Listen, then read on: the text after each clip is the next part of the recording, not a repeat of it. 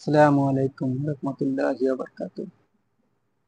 আজকে আল্লামা মামুনুল হকের মুক্তি হয়েছে। আমরা খুবই খুশি এবং আনন্দিত।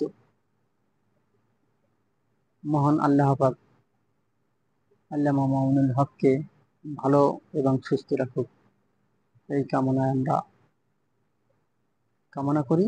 এবং খুবই দুঃখের বিষয় এই যে ফরিদপুরে যে দুর্ভাগ্যজনক ঘটনা হয়েছে, যে দুইজন মুসলমানকে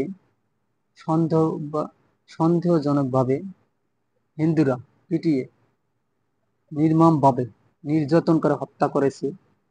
তার বিচার কি হবে তা জানি না, কেননা এখানে বহুত নাটক দেখা যাচ্ছে। সরকার নাটক করতেছে। নাটক হয়েছে শমশাদ জমাদ্দারের গ্রেপ্তারি পরোয়ানা ধরছে, এবং আরো পুরা আমরা শিওর হলাম যে এতদিন আল্লামা মামুনুল হককে মুক্তি দেওয়া হয়নি, কিন্তু আজকে ফরিদপুরের মুসলমান দুই ভাইকে হিন্দুরা পিটিয়ে হত্যা করেছে। সেই ঘটনা ধামাচাপার জন্য আজকে আল্লামা মামুনুল হককে মুক্তি দেওয়া হয়েছে।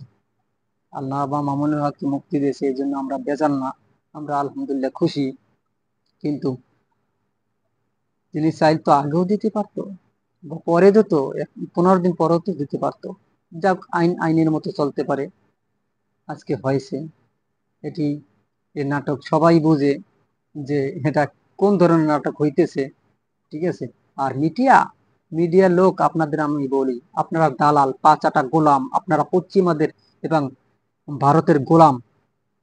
আর কি বলবো ভাই, আপনাদের বলি, আপনারা কিছু টিভি চ্যানেল আছে যারা ভারতের দালালি করে এবং পশ্চিমাদের ইহুদিদের গোলামি করে। এটা আমরা জানেন আর না জানেন, এটা হয়তোবা আপনারা জানেন। চ্যানেলের নাম মুখে বলতে ইচ্ছে করে না, আপনারা সবই জানেন।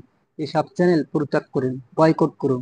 কারণ এসব চ্যানেল, যেমন 1 নম্বরে বলি, বললে কি সত্য কথা বলতে কি সমস্যা কি, 71 টিভি।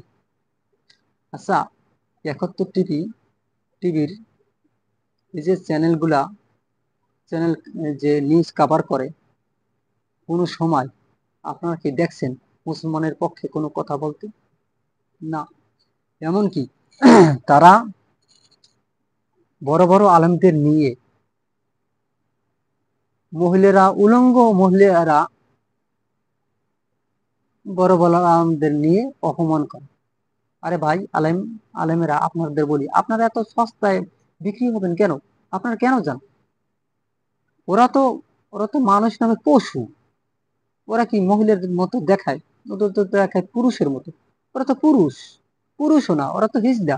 দেখেন, ওরা মহিলার মতো দেখে না, পুরুষের মতো দেখে না। ওদের কি, ওদের হিজড়া বললেই চলে নাকি?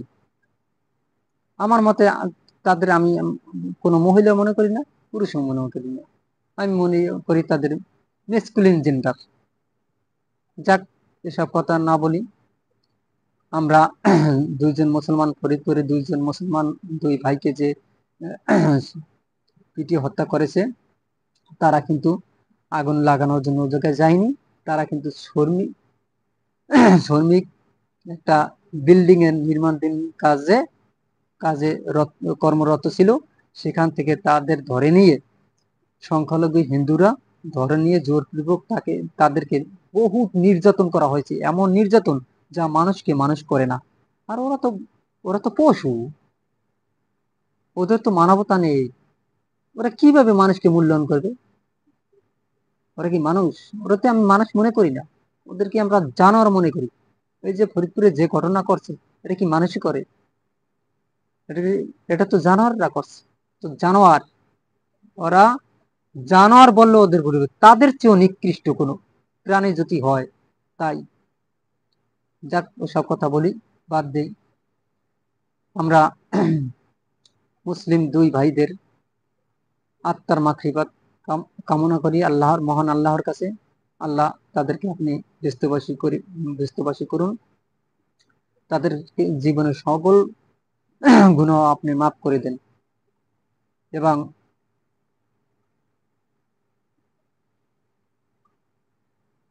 সবার কাছ থেকে এখানেই বিদায় নিচ্ছি। আসসালামু আলাইকুম ওয়া রাহমাতুল্লাহি ওয়া বারাকাতুহু।